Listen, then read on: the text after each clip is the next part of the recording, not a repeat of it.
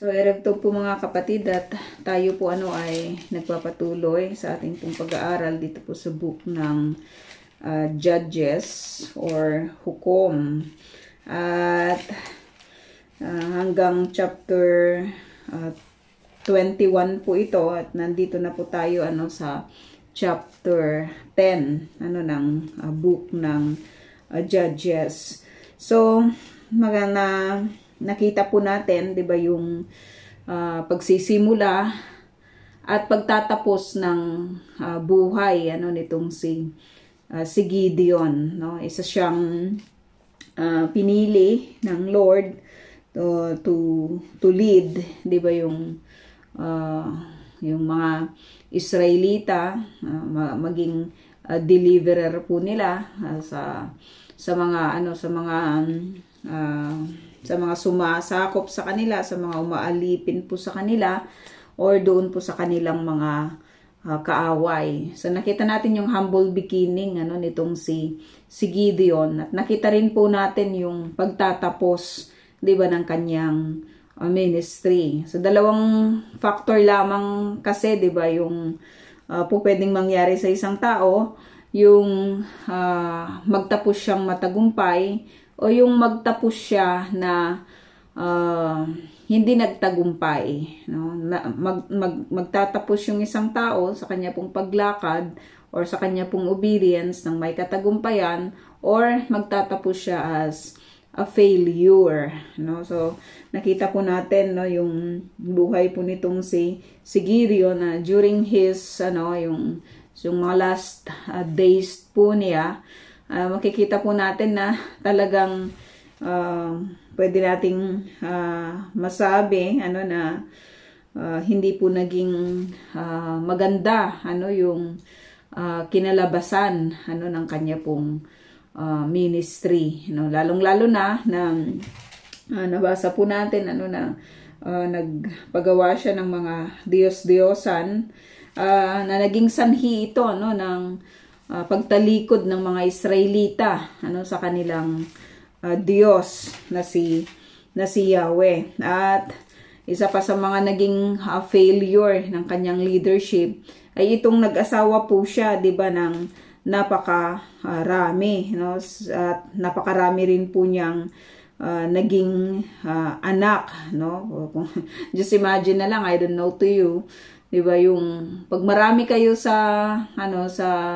marami kayo na magkakapatid, marami kayo sa family, may mga expected po tayo na mga kaguluhan or yung sinasabing rivalry, 'di ba, sa mga mana and everything. At makikita po natin yung bunga ng family po nitong si Gideon as we go on sa atin pong pag-aaralan ngayon dito po sa chapter 9 ng book ng Hukom, no? At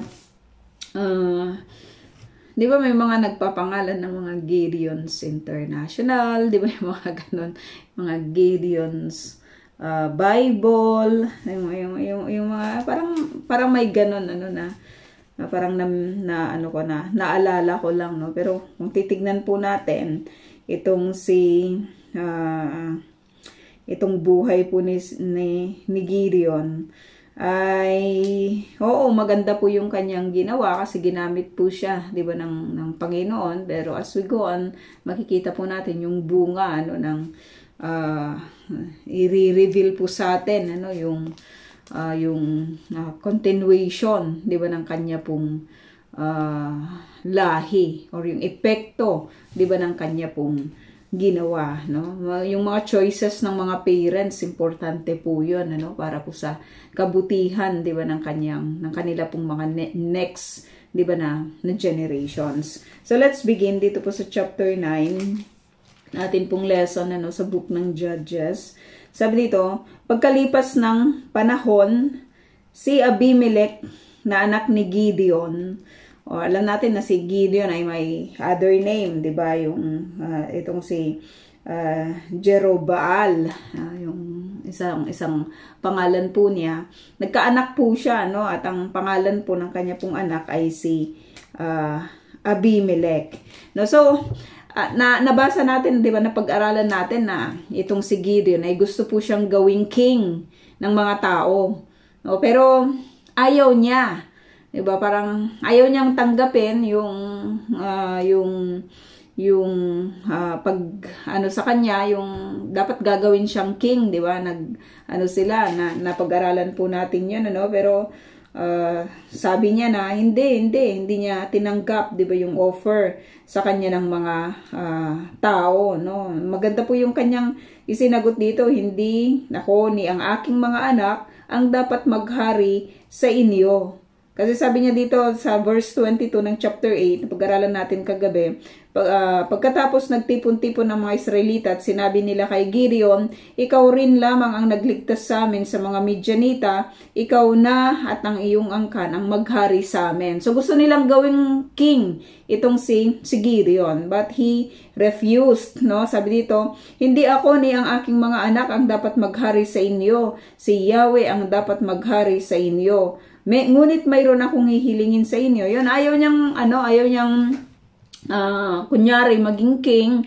Pero makikita po natin as we go on, di ba, na he took advantage doon po sa kanya pong kasikatan, doon po sa kanyang position, sabi dito, nang hingi po siya ng mga, ibigay niyo sa akin yung mga hikaw na nasamsam ninyo mula sa kanila, sa mga Midianita, di ba? Sapagkat nakahikaw ng ginto ang mga Midianita, yun po yung kanilang kaugalian, na kaugalian ng mga tao noon sa kanilang, sabi dito, na mga taong taga-disyerto. Yun pala, he have that in mind, nagagawin po niya, di ba, na Diyos-Diyosan ito, na kanya pong dinala mismo doon po sa kanyang bayan upang ito po ay sambahin at nagresulta rin po ito, di ba, ng pagsamba at pagtalikod, di ba, ng mga Israelita kay Yahweh at pagsamba dito po sa Diyos-Diyosan na kanya pong ginawa, no? So napakalungkot lang na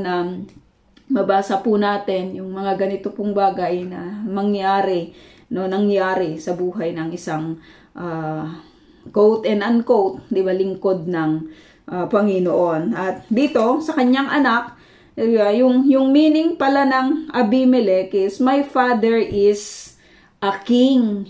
Di ba? My father is a king. Ayaw niyang tawagin siyang king, pero ipinangalan pa niya mismo sa kanyang anak na every time na makikita po niya itong anak po niya na ito, ipinapaalala, di ba, ng bata po na ito na yung kanyang ama ay isang hari.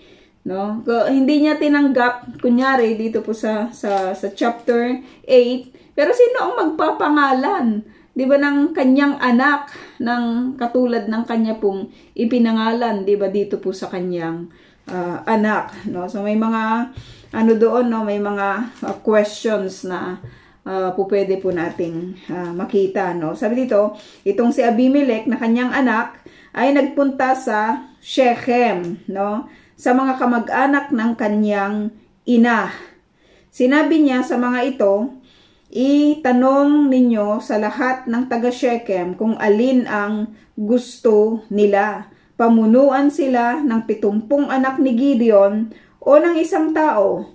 At huwag ninyong kalilimutang ako'y dugo ng inyong dugo at laman ng inyong laman. So kumaga yung frustration ng kanyang father, di ba, na he have that in mind itong si Gideon na maging king. Lamang ay, ewan po natin kung bakit hindi niya tinanggap yung offer. Tapos ngayon ay, yun naman pala yung kanyang nasa puso, nasa isip, ay ipinagpatuloy po ito, di ba, ng isa sa kanyang mga anak na itong si Abimelech, no? At makikita po natin na he go against doon po sa will, di ba, ng Diyos. Makikita natin as we go on sa ating pag-aaralan na kapag hindi po ito will ng Ama, hindi po ito will ng Diyos, ikaw mismo yung gagawa ng iyong kaparaanan upang makuha mo yung iyong gusto, upang makuha mo yung iyong ninanais. How many times even in our lives, 'di ba na may mga instances na ganito po yung nangyayari. Hindi ito kalooban ng Panginoon, hindi ito kalooban ng Diyos, but you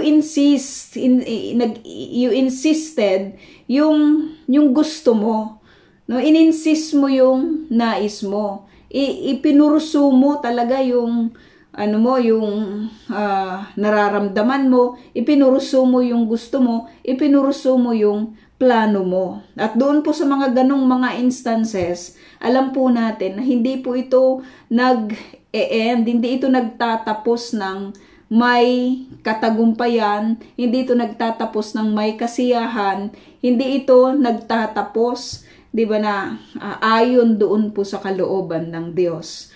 At lagi po nating tatandaan na kapag may yung mga permissive, 'di ba, na will na ginagawa po ng isang tao, gagawin at gagawin niya lang talaga ang lahat ng kanyang pamamaraan, even to the extent of his disobedience to God, makuha lamang yung kanyang gusto. At ganito po yung nangyari dito po kay Abimelech, no? So he planned for it politically. Yan, maraming mga politiko, 'di ba, yung mga ganito po yung mga strategies, nagpupunta-punta po sila, naggagawa-gawa po sila ng lahat ng kanila pong mga pamamaraan upang maipanalo lang nila, 'di ba, yung kanilang gusto, no? So ang naging strategy po nitong si Abimelech, sabi ko nga mga kapatid, 'di ba, na kapag will 'yun ng Ama, will 'yun ng Diyos, hindi ka lang talaga gagawa ng pamamaraan upang ikaw ay magkasala sa Diyos. Makuha mo lang,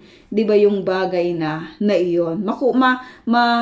Makatapos ka lang, 'di ba, ng may katagumpayan doon sa area na iyon. Sa mga testimonies natin, alam ko na maraming mga situations na ganito. Hindi ito kalooban ng Lord, pero pinursu mo. At ang naging resulta po nito, kung hindi ka hihiyan, 'di ba, ay nagdulot ito sa iyo, 'di ba, ng maraming pighati, 'di ba, sa buhay mo. So ganito po yung gagawin po nitong si Abimelech, 'di ba? Gusto niyang maging hari. So kung gusto niyang maging hari, kailangan niyang unang-una sa lahat sana, 'di ba, ay he must ask the Lord. He must ask the Lord kung ito ba ay kalooban ng Panginoon. Ito ba ay kalooban ni Yahweh na siya ay maging king? Pero makikita natin as we go on dito po sa chapter 9, hindi man lang niya in-include ang Diyos, 'di ba, sa kanya pong buhay. Hindi ang Diyos yung kanyang motive. Hindi ang Diyos yung kanyang priority. So kung titignan natin, ano nga ba naman yung magiging bunga, 'di ba, ng isang pamilya na katulad ng pamilya po nitong si Gideon, na napakarami po niyang anak, napakarami po niyang asawa.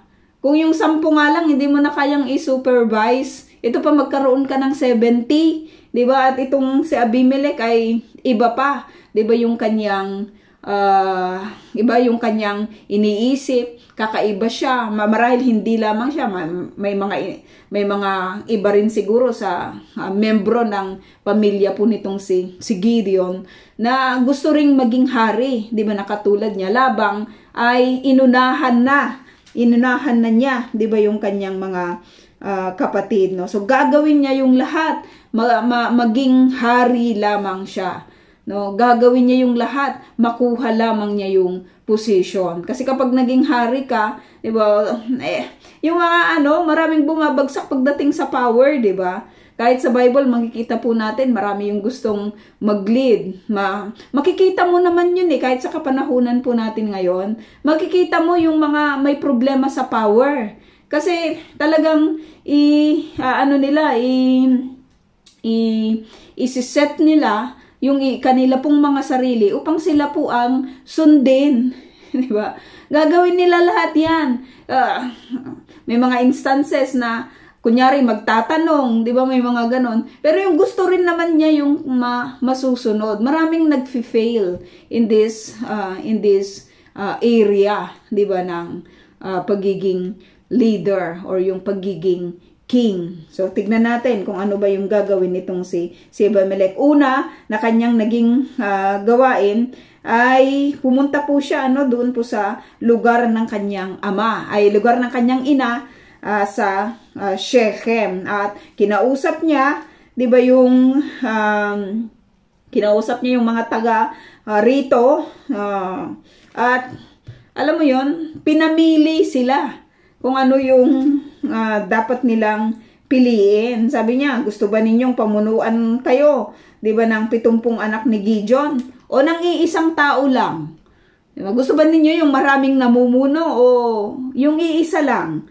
Tapos sabi niya, huwag ninyong kalilimutan, ako'y dugo ng inyong dugo at laman ng inyong laman. Kung gusto niyo kung gusto niyo mag-select ng king, tignan ninyo ako. Ako kapamilya ninyo. Ako laman ng inyong laman at dugo, 'di ba, ng inyong dugo. Verse 3. So, makikita po natin na very persuasive, 'di ba, yung kanyang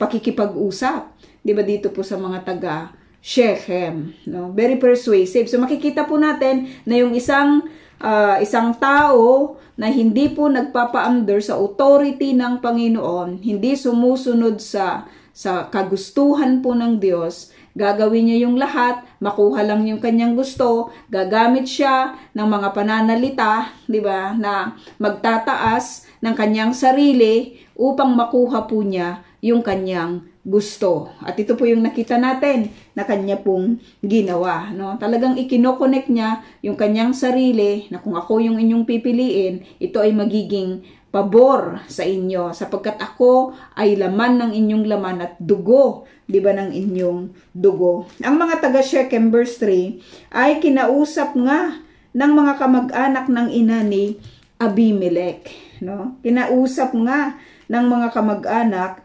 ng ina ni Abimelech.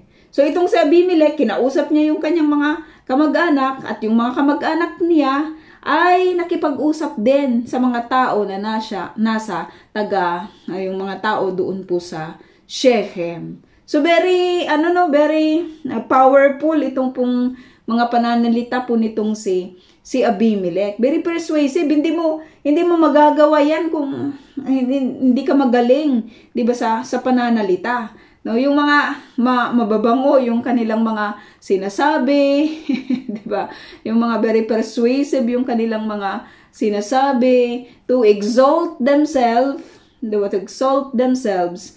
Makakakuha sila ng ganong mga hearing. Makakakuha sila ng mga ganong mga tao, 'di ba, na magiging kasangkapan upang ma-exalt po nila, 'di ba, yung tao po na ito na katulad po nitong si Abimelech, no? At sabi dito, pinagkaisahan ng mga ito na siya na ang mamahala sa kanila sapagkat siya naman ay kamag-anak nila, no? Without consulting the Lord, 'di ba? Without obeying the Lord, wala si God eh. Sila lang yung gumawa nito eh. 'Di ba? Sila lang yung nagplano. Itong si Abimelech, siya lang yung nakipag-usap, hindi siya inutusan, 'di ba, ng Diyos. So what will be the result? Any plan or anything, 'di ba, na hindi po ikinukonsulta or hindi hinihingan, 'di ba, ng pabor na mula po sa Panginoon, ay hindi po magiging maganda, no? So titignan natin ano pa yung kanyang mga ginawa, no? Sabi dito, verse 4, binigyan nila si Abimelech ng 70 pirasong pilak mula sa kabangyaman ng templo ni Baal Berit. Binigyan nila si Abimelech ng 70 pirasong pilak. Ito, tatandaan po natin, mga kapatid, na kapag ang isang tao ay hindi po nagpapa-under sa authority po ng Panginoon, hindi niya kinukonsulta ang Diyos sa lahat ng kanya pong gagawin, 'di ba? Magre-resulta po ito ng kanyang total na communion sa false god or doon po sa hindi totoong Diyos. Makikita po natin na itong si Abimelech, sabi dito, na binigyan nila si Abimelech ng 70 pirasong pilak. Kanino galing? Hindi kay Yahweh, kundi galing doon sa kabangyaman ng templo ni Baal Berit. Gagawin mo lang talaga, no? What do you expect sa isang katulad po nitong si Abimelech? What do you expect na magiging buhay ng isang anak, 'di ba ni Gideon na sa kahuli-hulian ng kanyang buhay nagtayo ng sarili po niyang altar, 'di ba, ng sarili po niyang Diyos-diyosan. So makikita natin na walang favor ang God dito po sa pamamahala or sa pagnanais nitong si Abimelech na maging hari, no? Ano pa yung kanyang ginawa? Ginamit niya ito bilang pambayad sa ilang tao roon, na walang magawang magaling at sila'y sumama sa kanya. Okay, politically, yung kanyang move, hindi niya i-include ang Panginoon, 'di ba? Binigyan siya ng 70, sabi dito, 70 pirasong pilak na galing sa isang false god. Ang ginawa naman niya dito ay pinambayad niya, 'di ba, sa mga tao na sabi dito, ilang tao na walang magawang magaling. Pumili pa siya ng mga tao na walang magawang magaling, sabi dito, 'di ba? Na sumama sa kanya. Hindi, makikita mo lang talaga yung isang tao na godly, 'di ba, na sumusunod po sa Panginoon. Godly people din, yung mga nagnanais din na maging godly, yung mga susunod po sa kanya. Pero kapag ungodly, hindi sumusunod po sa Panginoon, tignan mo yung kanyang mga kasama. Ganon din, nagre-reflect din doon po sa kung sino, 'di ba, yung kanilang sinusunod. Sabi dito, walang magawa. Itong si Abimelech, wala din siyang magawa, parang wala lang din siyang kwentang tao. 'Di ba? Kasi kinukuha niya ay yung mga taong walang magawang magaling, no? Kaya nagre-reflect yan sa leader. Kaya tignan mo, kahit sa mga churches, anong ugali ng leader? 'Di ba, lalong-lalo na kapag yung leader po na yon ay talagang sumusunod po sa Panginoon, it will follow. Nakikita po 'yan. 'Di ba, lalong-lalo na doon po sa mga talagang nagsisikap din, 'di ba, na makasunod sa Panginoon. Kung ano yung nakikita nila doon po sa kanilang leader, na tumitingin din sa katangian ng Diyos na kanya pong pinaglilingkuran, nagre-reflect po 'yan sa mga kasama niya. Nagre-reflect po 'yan sa mga tao, 'di ba, na kasama doon po sa ministry. Pero kung ang leader insecure, 'di ba, kung ang leader ay sarili lang niya yung gusto niyang itaas, kung ang leader ay wala siyang iniisip, 'di ba, kung hindi para doon ma-exalt, 'di ba, yung kanya pong sarili. Tignan mo din yung mga nasa baba niya. Ganon at ganon din yung kanila pong ginagawa, no? In support dito po sa leader, gusto po niyang i-exalt, 'di ba, yung kanyang sarili. Pansinin mo, madadali lang makita yung mga taong ganito, mga kapatid. Sila lagi yung bida sa kanilang mga sinasalita, sila lagi yung bida sa kanilang mga kinukwento, 'di ba? Kapag magsasuggest ka, hindi yun tatanggapin. 'Di ba? Ang i-execute ay kung ano yung gusto niya, kahit sa mga kulay and everything. Ganun po, no? Ganun.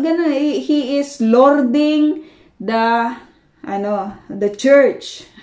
Imbes na si God yung Lord, hindi na, siya na, 'di ba, siya na yung nasusunod. May mga ganun, mga tao na katulad po nitong si Abimelech. So tignan natin, no? Walang magawang magaling yung mga taong pumili, yung mga taong pinili niya na sumama sa kanya. Pipili ka na rin lang ng mga makakasama mo, yung mga taong pwede ng maipagmalaki sa kanilang paglilingkod, 'di ba, sa Panginoon. Ngayon ganyan, uso ngayon, 'di ba, sa Pinas yung kampanya ngayon. Makikita po natin na may mga ganito rin pong mga moves, no? Sabi dito, verse 5, nagpunta siya sa Ofra. Ano ba yung Ofra? Nakita natin na doon po inilagay nitong si Gideon yung Diyos-Diyosan na kanyang ginawa, no? Sabi dito, nagpunta siya sa Ofra, sa bahay ng kanyang ama, at ano po yung kanyang ginawa? No, sabi dito, at pinatay sa ibabaw ng isang malaking bato ang kanyang 70 kapatid sa ama niyang si Gideon. Kapag hindi talaga ang plano ay naka-align sa nais po ng Panginoon, gagawa at gagawa yung isang tao, 'di ba, ng kasamaan. Grabe yung kanyang ginawa, 'di ba, na kasamaan, mga kapatid. Pinatay niya yung 70 na kanyang mga kapatid, no? Yung kanyang kapatid niya, sabi, pinatay niya sa ibabaw ng isang malaking bato ang kanyang 70 kapatid sa ama niyang si Gideon, no? Kapatid niya sa ama. Grabe yung kasamaan. Makuha lang yung kanyang gusto. Para sa kanya, itong kanyang mga kapatid na ito sa ama ay kanyang rivals. Kaaway po niya ito. Hindi lang si Herod yung ganito po yung, hindi lang si Abimelech yung ganito po yung pag-iisip. Maging si Herod, 'di ba, na pag-aralan po natin sa New Testament, na kahit po yung kanya pong mga anak din ay kanyang pinatay sa takot na kuhanin po nila, 'di ba, yung kanyang pwesto bilang hari. So grabing kasamaan, no? Mag-chain lang talaga 'yan, no? Ayaw mong sumunod sa Panginoon, pagkakasala, kasamaan, 'di ba, yung naghihintay, no, na gawin, no? Kaya napakahirap magsinungaling Kasi pag nagsinungaling ka sa isa, dadami at dadami yan. 'Di ba? Dadami at dadami yung kasinungalingan, no? Nanganganak po 'yun, no? At ito yung mga karumal-dumal na ginawa po nitong si Abimelech, no? Pinatay po niya yung 70 kapatid niya sa ama, na maaring kaagaw po niya sa kanyang pwesto, no? Gagawin niya yung lahat 'Di ba? Napakasama lang talaga ng isang tao na hindi magpapatuwid ng kanyang buhay sa Panginoon. Lahat ay napatay niya. Sabi dito, liban kay Jotam, o may isang nakaligtas, na siyang pinakabata sapagkat nakapagtago ito, no? So lahat ay napatay niya. Sabi dito, gusto niyang patayin yung 70 na kanya pong kapatid, pero nakaligtas po itong sino? Tandaan natin, si Jotam, no? Nakaligtas itong si Jotam, na siya po yung pinakabata na kapatid niya, no? Nakapagtago po siya, no? Ang mga taga Shechem, verse 6, at Beth Milo ay sama-samang nagpunta sa may malaking puno sa Shechem at ginawa nilang hari si Abimelech. So ito yung resulta ng isang grupo ng mga tao na gustong maging hari, gustong pangunahan, 'di ba, yung plano po ng Panginoon, ginawa po nilang hari itong si Abimelech, no? Verse 7, nang mabalitaan ito ni Jotam, yung nakaligtas na kapatid, tumayo siya sa taluktok ng bundok Gerizim, no? Yung bundok Gerizim, alam natin 'yon kasi 'di ba, pumupunta po tayo sa area po na 'yon, na kung saan makikita po natin na itong bundok po na ito ay may katapat din na bundok, na yung bundok na 'yon ay yung Mount Ebal, no? Mount Gerizim at Mount Ebal. At may mga nire-represent po yung mga bundok po na ito, no? Alam natin na yung Mount Ebal ay nire-represent po niya yung mga sumpa, yung mga curses, no? At itong Mount Gerizim, nire-represent naman po niya yung mga blessings. Napag-aralan po natin yan, no? Na dito po in-utter yung blessings, at doon po sa Mount Ebal ay doon po in-utter yung mga curses ng mga tao, ng mga Israelita na susunod, 'di ba, sa Panginoon. At doon po sa mga na magdi-disobey sa Lord, no, ay yun po yung nagre-represent din sa bundok ng Ibal, no. At itong si Jotham, sabi dito, tumayo siya, pumunta siya doon sa taluktok ng Mount Gerizim at sumigaw, no. Kung ang Mount Gerizim nire-represent po niya yung blessing, ano naman kaya ang sasabihin nitong si Jotham, no? Ibi-bless ba niya yung kanyang kapatid? Ibi-bless ba niya yung pagiging, kasi ginawa ng hari itong si Abimelech, no? So tignan natin. Sabi niya, mga taga Shechem, makinig kayo sa akin upang makinig sa inyo ang Diyos. So itong si Jotham, mga kapatid, ay magbibigay po siya ng utterance sa mga taga Shechem. No? Sabi dito, verse 8, it is a parable.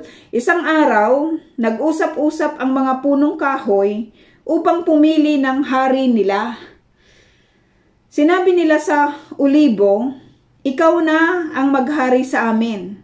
Sumagot ang ulibo, hindi ko maiiwan ang paggawa ng langis na ginagamit sa pagpaparangal sa mga Diyos at sa mga tao para maghari lamang sa inyo. No? Hindi ko maiiwan ito. Sabi niya, sino ba yung nag-refuse na gawing hari? 'Di ba? So ito ay in connection sa kanila pong kwento, no. Sinabi nila sa Igos, ikaw na ang maghari sa amin.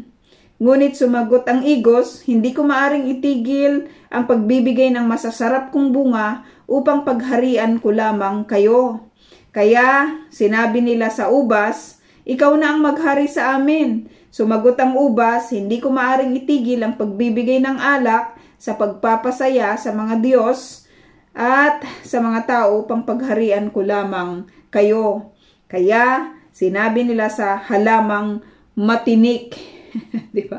Nagsisik sila ng king, no? Nagsisik sila ng magro-rule, di ba, sa kanila. Kasi hindi enough si Yahweh na maging king nila. Sometimes ganun din tayo, di ba? Hindi enough ang Diyos na tagapanguna natin. Hindi enough ang Diyos na sasambahin natin. Kaya yung iba, naghahanap po sila ng iba po nilang mga idadagdag na sasambahin, 'di ba, sa Diyos po na ito, no? Ang mga tao ganun nagsisik sila ng mga Diyos-diyosan, 'di ba, sa kanilang buhay kasi hindi enough si Yahweh, hindi enough si Jehovah, hindi enough si Kristo, 'di ba, sa kanilang mga buhay. Tayo po mga kapatid, enough po ba ang Panginoon na Diyos na paglilingkuran po natin? Sa kanila, hindi, no? Naghahanap pa sila ng king, 'di ba, na magro-rule sa kanila.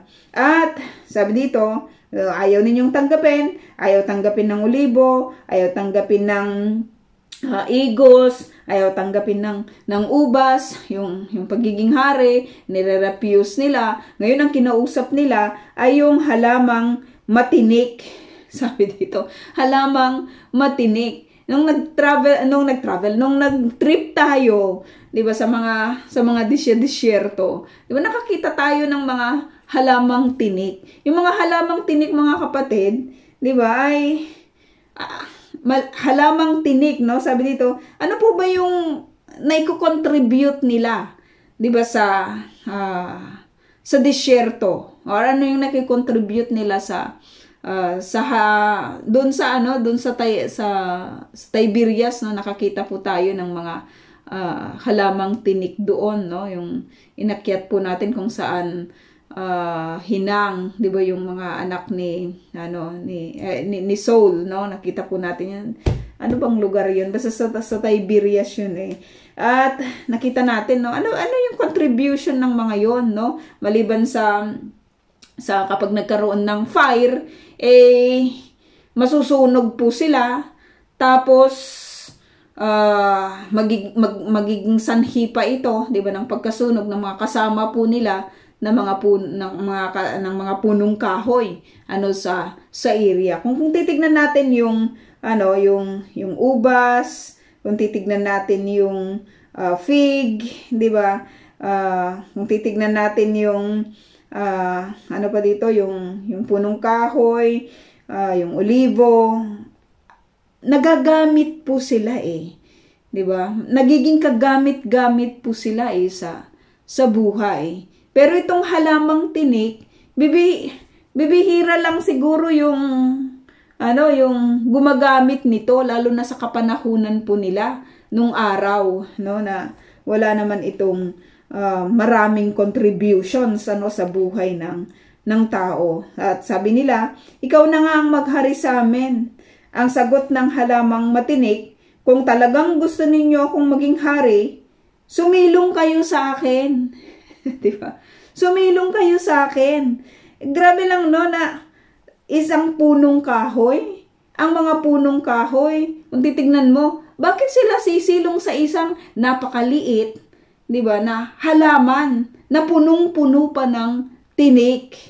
So, it is a parable, mga kapatid, diba, na grabe lang talaga yung kayabangan ng halamang tinik na ito, na nag-i-speak sa katauhan po nitong si Abimelech, no? Grabe lang, pasisilungin niya yung lahat ng mga, pag sinabi mong punong kahoy, di ba? Malalaki yun. Siya maliit lang siya, pero gusto niyang pasilungin yung mga punong kahoy po na ito sa kanya.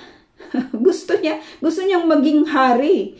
'Di ba? Yun po yung kanyang gusto. Kung ayaw ninyong sumilong, sabi ito, magpapalabas ako ng apoy sa aking mga tinik upang sunugin ang mga cedar ng Lebanon. Grabe lang talaga yung isang tao, 'di ba, na hindi naman commissioned by the Lord, tapos gusto niyang maging hari, gusto niyang maging leader, 'di ba, ng mga tao. Gumawa na siya ng mga karumal-dumal sa mga una po nating napag-aralan, at ngayon, grabe lang talaga yung pagtataas niya ng kanyang sarili ng dahil doon po sa kanyang pride. No, sabi niya, magpapalabas ako ng mga apoy. Magpapalabas ako ng apoy, 'di ba, sa aking mga tinik upang sunugin ang mga cedar ng Lebanon. Malalaking mga mga punong kahoy ito, mga matitibay ito. 'Di ba? Pero dahil po doon po sa kanyang kayabangan, na ito po yung kanyang sinasabi. Isa sa mga makikita po natin na sa isang tao na hindi kinumission po ng Panginoon, yung kayabangan. Masyadong mayabang, no? Sabi dito, 16, ngayon, patuloy ni Jotam, sang-ayon ba sa inyong malinis na hangarin na ginawa ninyong hari si Abimelech? Sang-ayon ba sa inyong malinis na hangarin? Yung titignan mo, 'di ba, itong mga tao naman na ito hindi naman talaga sila nag-obey, 'di ba, sa Panginoon. Sa mga Diyos-Diyosan nga, kumuha pa nga sila ng mga salapi, 'di ba, mga pirasong pilak doon po sa kabangyaman ng kanilang Diyos-Diyosan. Tapos ito, nire-remind sa kanila nitong si Jotam, yung mga bagay na ito. Iginalang ba ninyo ang alaala ni Gideon? Sabi niya. At nilalapastangan ninyo ang kanyang pamilya? Pastangan nyo ang kanyang pamilya. No? Sabi dito, alalahanin ninyong kayo'y ipinaglaban ng aking ama. Itinayan niya ang kanyang buhay upang iligtas kayo sa mga Midianita. Totoo naman yun, di ba? Hindi naman yun mai-erase sa kwento ng buhay po nila, na itong si Gideon ay gumawa naman po talaga siya ng mabuti sa pakikipaglaban sa mga Midianita. Siya po yung deliverer na ginamit po ng Diyos upang iligtas po sila sa kamay ng mga Midianita, no? Itong mga Israelita po na ito ay may ligtas sa kamay ng mga Midianita. Verse 18, ngunit ngayon, kinakalaban ninyo ang sambahayan ng aking ama. Pinatay ninyo ang 70 niyang anak sa ibabaw ng isang bato, at si Abimelech na anak niya sa kanyang aliping babae ang ginawa ninyong hari, sapagkat kamag-anak ninyo, no? Sapagkat kamag-anak ninyo. Kung iyan ang inaakala ninyong dapat iganti sa kabutihan sa inyo ni Gideon at sa kanyang sambahayan, ipagpatuloy ninyo, magpakaligaya kayo, pati si Abimelech. No? Ito naman kasing si Gideon, di ba? Gagawa-gawa ng kabulastugan. Madalas ganun, no, yung bunga ng kasalanan ay nagbubunga din ng kasamaan. Madalas ganun yung nangyayari, no? At nakita po natin minsan pa dito po sa buhay nitong si Gideon. Yung aliping babae na nakanya at naging sa katauhan po ito ni Abimelech. Ngayon itong si Abimelech, pinagpapatay niya yung mga anak nitong si Gideon, ano, at nakaligtas lamang itong si Jotham, no? Parang kay David din na nag-asawa ng marami at ang gulo-gulo din ng kanyang pamilya. Ang kaibahan nga lang po nila, itong si David ay talagang nag-ask siya, 'di ba, ng forgiveness sa Panginoon, no? Sabi dito, verse 20, ngunit kung hindi, sana'y sumiklab ang apoy mula kay Abimelech at tupukin ang mga lalaki ng Shechem at Bet-Milo. Sumiklab sana ang apoy mula sa mga lalaki ng Shechem at Bet-Milo at sunugin si Abimelech. Pagkasabi nito'y patakbong umalis si Jotham at nagtago sa Beer dahil sa takot sa kapatid niyang si Abimelech. So grabe lang yung grabe lang yung tapang po nitong si Jotham, sa pagdi-declare ng mga ganitong bagay sa kanyang kapatid, no? Sa kanyang half brother. Na kung titignan mo itong half brother niya ay grabe po yung kasamaan. Pinagpapatay nga niya, 'di ba, yung mga kapatid po niya, yung mga kapatid po nitong si Jotham. Kaya maintindihan natin, pero i-deliver po niya yung mga message po na ito, 'di ba, sa kanilang hearing, no? 3 taong pinamunuan ni Abimelech ang Israel. So for 3 years walang nangyari. No, for 3 years, naghari po itong si Abimelech. Yung mga binanggit po dito ni Jotham, walang nangyari. No? Walang nangyari. Naghintay pa ng 3 taon, di ba, na makapaghari po itong si Abimelech. At anong nangyari after 3 years? Sabi dito, ngunit nagpadala ang Diyos ng Espiritu ng hidwaan sa mga taga Shechem at kay Abimelech. After 3 years, nag-act ang God. Nakita natin, after 3 years, eto na. Di ba may mga instances na ganyan? Nagpipray tayo, ang tagal na nating pinagpipray. Pero bakit parang walang nangyayari? No? Bakit parang hindi nag-act si God? Bakit parang wala siyang sinisay. Wala siyang ginagawa. Kaya nga minsan nga yung mga inip na mga Kristiyano, binabato ang Diyos sa mga ganito pong mga pangungusap na wala kang ginagawa. Diba? Bakit hindi mo nakikita yung mga nakikita ko? No? At nakakatuwa lang sa Panginoon kasi He acts according doon po sa kanyang nais. No one can dictate Him. Maging yung tao. Diba? Minsan sa mga prayer, dinidiktahan ng Diyos. Gawin mo ito, Diyos. Gawin mo ito. Ito yung gawin mo. Ito yung gawin mo. Pero ang Diyos, hindi pwedeng diktahan ng tao. Diba? May sarili po siyang, pamamaraan kung papaano po niya ibibigay, diba, yung kanya pong judgment, sa isang tao. Minsan naiinip po tayo, 'di ba, sa paghihintay sa judgment ng Panginoon. Pero makikita po natin lang talaga yung mercy ng God sa lahat ng panahon. 'Di ba? Na hindi kaagad-agad ay mawawala na, kasi kung ganun yung pamantayan ng Diyos, ay lahat tayo, walang matitira sa mundo kasi lahat nagkasala at walang pumipili, 'di ba, sa Panginoon. So nag-send ang God ng, sabi dito, nag-send ang Diyos ng espiritu ng hidwaan, yung spirit ng division, spirit ng pagkakampi-kampi, spirit ng hindi pagkakaunawaan, hindi pagkakaunawaan, no? Dito between yung mga taga Shechem at dito po kay Abimelech, no? At alam natin na kapag may mga ganito pong mga instances, 'di ba, kahit sa buhay po ng iglesia, na may mga hindi pagkakaunawaan, may mga hindi isa yung mindset, lagi-lagi nating alalahanin, mga kapatid, na ilagay sa tamang track, 'di ba, yung atin pong mga sarili. For this might be used by God, 'di ba, yung mga ganito pong mga hindi pagkakaunawaan at hindi pagkakaintindihan, to destroy, 'di ba? To destroy us. Kaya maging ano lang tayo, maging alerto lamang, no, yung bawat isa po sa atin pagdating sa mga disagreements, pagdating sa mga hindi pagkakaunawaan. We will always go back to God. Ano ba yung kanyang sinasabi? Ano ba yung kanyang pamantayan?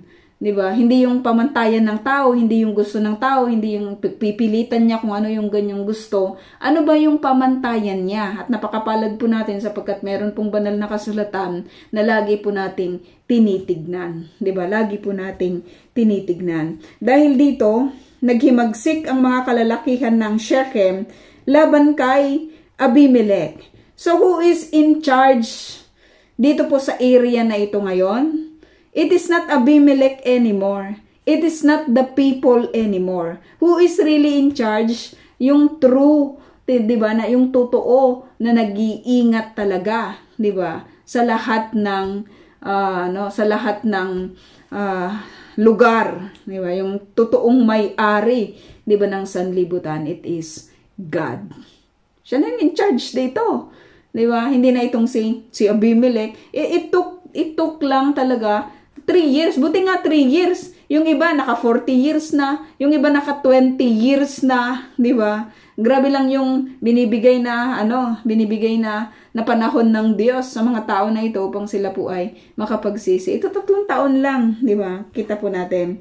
Sabi dito, naghimagsik na itong mga kalalakihan laban po dito po kay Abimelech. Nangyari ito upang pagbayarin si Abimelech at ang mga nagsulsul sa kanya na patayin ang 70 anak ni Gideon, no?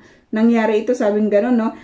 May mga nagsulsul dito po kay Abimelech, no, upang patayin yung 70 anak ni Gideon, no? Ang pagpatay ay isang karumal-dumal na nagawain, pero nagawa po niya. Nakinig po siya sa sulsul. Kapag hindi ka sa Diyos makikinig, 'di ba? Kapag hindi pinili ng isang tao ang makinig sa Diyos, makikinig siya sa iba.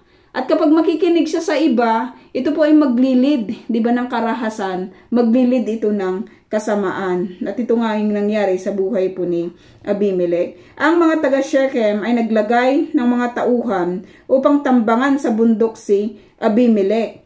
Hinaharang nila ang lahat ng magdaan doon na balitaan ito ni Abimelech. So napakagulo lang ng isang lugar kapag may mga ganitong mga chaos, no, may mga ganitong mga may mga ganito dito nga sa Israel, alam natin, 'di ba, na kapag may mga riots, nakakatakot din kaya 'yon, 'di ba? Kahit nga 'di ba yung mga last na nangyari na nagsusunog sila sa mga basurahan, 'di ba, sinisira nila yung mga stores. Nakakatakot kayang lumabas pag may mga ganyang mga instances, no? May mga ganun na senaryo dito na experience natin at maging sa kapanahunan po nila. Noon, sabi dito 26, si Gaal na anak ni Ebed ay nagpunta sa Shechem kasama ang kanyang mga kapatid. Nagtiwala naman sa kanya ang mga taga roon. Namitas sila ng ubas, ginawa itong alak at sila'y nagpista. Sa kainitan ng pista ay pumasok sila sa templo ng kanilang Diyos-Diyosan. Kumain sila roon at nag-inuman habang patuloy na kinukutya si Abimelech. No, what do you expect sa isang temple na false naman yung God doon? So, yung mga devotions din ng mga tao ay false din kasi hindi naman totoo 'yun, 'di ba, na Diyos. Ginagawa nila yung lahat ng naibigan nila, yung pag-inom ng alak, 'di ba? Mga pagsasaya, 'di ba, na kanila pong ginagawa. Kasi hindi naman tunay, 'di ba, yung Diyos na kanilang sinasamba, no? Ang Diyos kasi na totoo, siya po yung nag-set ng kanya pong standard. 28, sinabi ni Gaal, bakit pa tayo pasasakop kay Abimelech?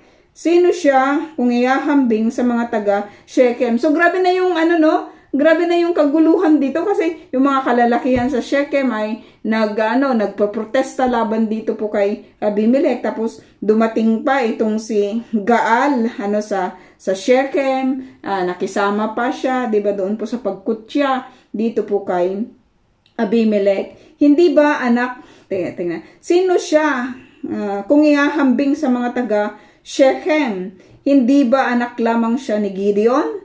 At pati si Zebul ay sunod-sunuran sa kanya. Bakit nga tayo pasasakop sa kanya? Ibangon ninyo ang karangalan ng ninuno ninyong si Hamor.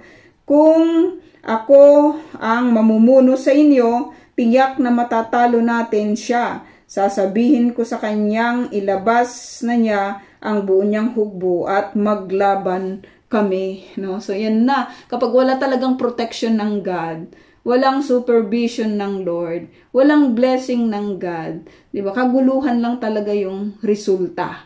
'Di ba? Kaguluhan lang talaga yung resulta, 'di ba, ng pamumuno ng kahit na sino. Kahit pansinin mo kahit na mag-start tayo sa barangay, 'di ba? Kapag ang barangay ay pinamunuan, 'di ba, ng isang tao na wala man lang hindi niya ina-ask yung supervision, yung guidance ng God, hindi siya nakatingin, 'di ba, sa salita po ng Panginoon. Automatically lahat ng mga makikita mo sa barangay, 'di ba, kahit sabihin natin na ito ay parang okay naman, maayos naman, pero tignan mo ang buhay ng mga tao, 'di ba? Tignan mo yung klase, 'di ba, ng kanila pong buhay. Kung ito ba ay nagre-represent, 'di ba, ng may pagkatakot dito po sa tunay na Diyos. Hindi, no? May mga kasamaan talaga diyan, no, na makikita kapag ang isang lugar o kahit na ang isang tao ay hindi po magpapasakop, 'di ba, sa totoong Diyos. So may kaguluhan na, hindi lamang yung mga kalalakihan ng Shechem, kundi maging itong si Gaal ay naglilid din po siya ng rebellion against dito po kay Abimelech. Nabalitaan ni Zebul na tagapamahala ng lungsod ang pinagsasabi ni Gaal, kaya't ito'y nagalit. Nagsugo siya kay Abimelech sa Aroma at ipinasabi, si Gaal at ang kanyang mga kamag-anak ay narito sa Shechem. Pinag-alsa nila ang mga taga Shechem laban sa inyo. Kaya mamayang gabi, isama mo ang iyong mga tauhan. Magtago muna kayo sa labas ng lungsod. Bukas pagsikat ng araw, bigla kayong sumalakay. Kapag lumaban sila Gaal, gawin mo na sa kanya ang gusto mo. Kaya't lumakad si Abimelech at ang kanyang mga tauhan. Sila'y nag-apat na pangkat at nagtago muna sa labas ng Shechem. Kinaumagahan, tumayo si Gaal sa may pagpasok ng lungsod. Sina Abimelech naman ay lumabas sa kanilang pinagtataguan. Nang makita sila ni Gaal, sinabi nito kay Zebul, may mga taong nanggagaling sa kabundukan. Sumagot si Zebul, anino lamang ng bundok ang nakikita mo, ang tingin mo lang ay tao. Sinabi uli ni Gaal, may mga taong bumababa sa may burol, may isang pangkat pang nagmumula sa may sagradong puno ng ensina. Sinabi sa kanya ni Zebul, tignan ko ngayon ang yabang mo. Di ba't itinatanong mo kung sino si Abimelech para sumakop sa atin? Sila na iyon, bakit di mo sila labanan? So deception, no? Makikita natin may mga deception dito to protect the power. No, dinisib po nitong si Zebul, itong si Gaal. No, may mga sila din, no? Sila din yung mag-aawayan dito, no?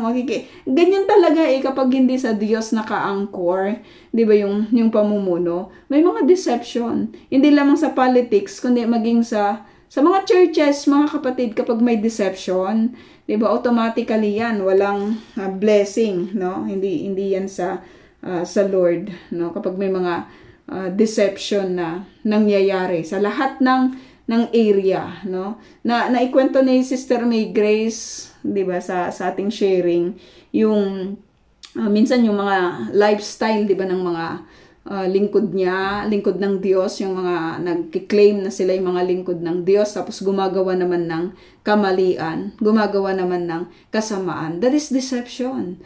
Diba? That is really a deception. At nangyayari lamang po yan sa isang tao na hindi talaga nagsuko ng totoo niyang buhay, diba, sa Panginoon. May mga deception sa lahat ng area ng kanila pong buhay. So makikita natin dito, hindi lang yung kayabangan, hindi lang yung karahasan, hindi lang yung, alam mo yon yung, ito, hindi lang yung pride, di ba?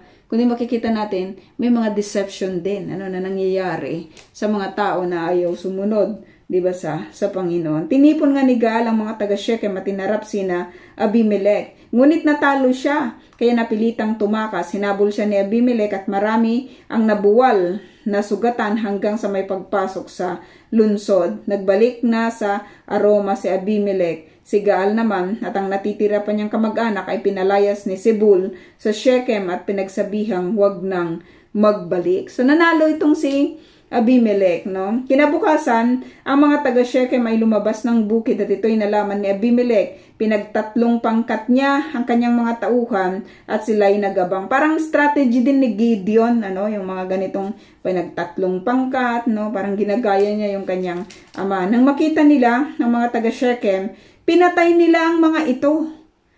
'Di ba? Grabe lang kasamaan talaga ng taong ito, no? Na alam mo 'yon. Pinatay nila ang mga ito. Ang pangkat ni Abimelech ay nagmamalaking nagpunta sa pagpasok ng lungsod upang magbantay, samantalang pinapatay ng dalawang pangkat ang mga tao sa kabukiran. Pati yung mga tao sa kabukiran, ay hindi niya pinalagpas. Sina Abimelech ay maghapong nakipaglaban sa mga taga Shechem bago nila naubos ang mga taga roon at nasakop ang lungsod. Pagkatapos iginuho nila ang buong lungsod at sinabugan ng makapal na asin ang lupa. So akala ko baka mag-anak mo ito, 'di ba? So deception. Akala ko ba ay ginamit lang niya yung mga taong taga Shechem upang mangyari yung kanya pong kagustuhan. Pero ang totoo, 'di ba? Hindi naman siya blessing sa kanila. Kasi sa totoo lang, 'di ba? Katulad ng sinabi ni Jotham sa mga nakaraan na itong tao na ito ay hindi naman pagpapala ang dadalhin sa kanila kundi sumpa. Pinagpapatay niya sila. 'Di ba? Sabi dito nang mabalitaan ito ng mga nakatira sa kastilyo sa Shechem, nagtago sila sa templo ni Baal-Berith, itong kanilang Diyos-Diyosan. Nalaman ito ni Abimelech kaya isinama niya sa bundok Salmon ang kanyang mga tauhan. Pagdating doon, pumutol siya ng mga sanga ng kahoy at pinasan. Lahat ng tauhan niya ay pinakuha rin niya ng mga sanga ng kahoy. Nagkanya-kanya sila ng pasan at sumunod kay Abimelech. Ang mga ito'y itinambak niya sa ibaba ng tore at sinunog. Namatay lahat ang mga nasa loob nitong may 1,000 katao, pati mga babae. Grabe na yung kanyang kasamaan, Grabe na yung kanyang pagpatay, Pagkatapos si Abimelech ay nagtuloy sa Tebes at sinakop iyon. May matibay na tore doon na pinagtataguan ng mga taga Tebes. Nang makapasok na ang lahat, sinarhan nila ang daan at sila'y umakyat hanggang sa tuktok ng tore. Sinundan sila ni Abimelech at susunugin na sana ang tore. Yun, magleletsyon na naman. Ngunit siya'y binagsakan ng malaking bato ng isang babaeng naroon at nabasag ang kanyang bungo. Isang babae, 'di ba? Nakakahiya sa kapanahunan na 'yon ang mapatay ka ng isang babae. At ito lang yung ito yung nangyari dito po sa mayabang na si Abimelech. Nakita natin na yung isang babae talagang nagpakandahirap sila na iakyat yung malaking bato at yun ang bumasag sa bungo nitong si Abimelech. 54, kaya't dali-dali niyang tinawag ang kanyang lingkod at sinabi, patayin mo ako ng iyong tabak para hindi nila sabihing babaeng nakapatay sa akin. Kaya siya'y sinaksak ng kanyang lingkod at namatay. Nang malaman ng mga Israelita na patay na si Abimelech, naguwian na sila sa kanyang tahanan. Walang rim. Alam mo yun? Parang wala lang. Parang walang nangyari. Naguwian na lang sila sa kanilang kanya-kanyang tahanan. Sa ganitong paraan, si Abimelech ay siningil ng Diyos dahil sa pagpatay sa 70 niyang kapatid. Pinagdusa rin ng Diyos ang mga taga Shechem tulad ng sumpa sa kanila ni Jotham na anak ni Gideon.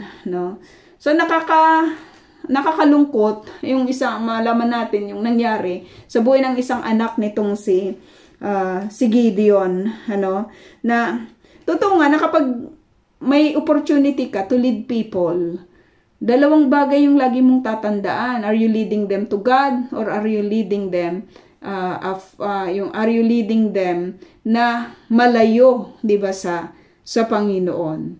Kaya kahit in any area of responsibility, 'di ba, na meron po sa atin, dapat ang mindset ng mga tao kahit sa area ng politics, hindi sa panghabang buhay nandiyan ka sa bawat opportunity na pinagkakalooban tayo ng pagkakataon, 'di ba, na maglingkod tayo para sa kapurihan, 'di ba, ng Panginoon. Kung tayo po ay inassign sa gatekeeping, that is your ministry. Maglingkod ka ng tapat, 'di ba, sa ministry na ipinagkatiwala sa iyo. Kung sa singing, sa leading, 'di ba, sa ini area ng buhay mo, 'di ba, na pinagkakalooban ka ng responsibility. Gawin mo 'yun kasi hindi 'yun panghabang panahon. 'Di ba? May mga certain areas lang, certain years, kaya wag mong sasayangin 'yon. 'Di ba, na hindi gagampanan yung tungkulin, 'di ba, ibinibigay sa iyo. Siya 3 years lang siya pero grabe yung nangyari, 'di ba, sa buhay niya. At tayo din mga kapatid sa buhay natin at sa paglilingkod sa Panginoon. It is a challenge and a lesson na gawin natin for the glory of God. Kasi kapag hindi, 'di ba? Kapag hindi, masasayang lang yung lahat, magtatapos ng walang katagumpayan, katulad ng pagtatapos ng buhay po nitong si Abimelech. May comment si David regarding sa kanya at mapapag-aralan po natin yan as we go on. So yun po yung ating lesson at erev to po sa bawat isa. Ita-type ko na lang po yung ating question.